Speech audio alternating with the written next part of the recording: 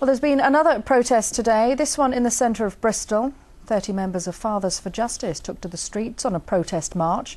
The group, which is campaigning for change in family law, occupied a number of buildings. Here's Dominic Velitis. As protests go, it started off pretty normally.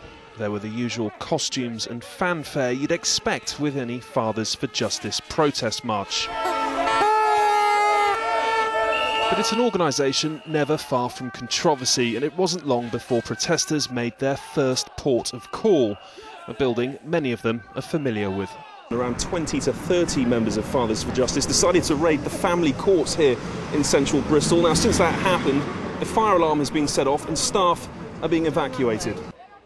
More than 100 found themselves out on the streets. The police and fire service were quick to respond. The protesters eventually left. No arrests were made. We decided to pop into the family courts today to see if any solicitors or judges would answer our allegations and our questions. Sadly, they chose to run off.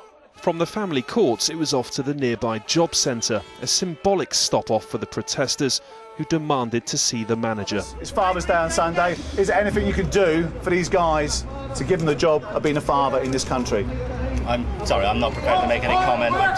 Right, no jobs. I can't say no anything, jobs for dads. I'm not going to say anything. The march continued. The final stop, this branch of HSBC.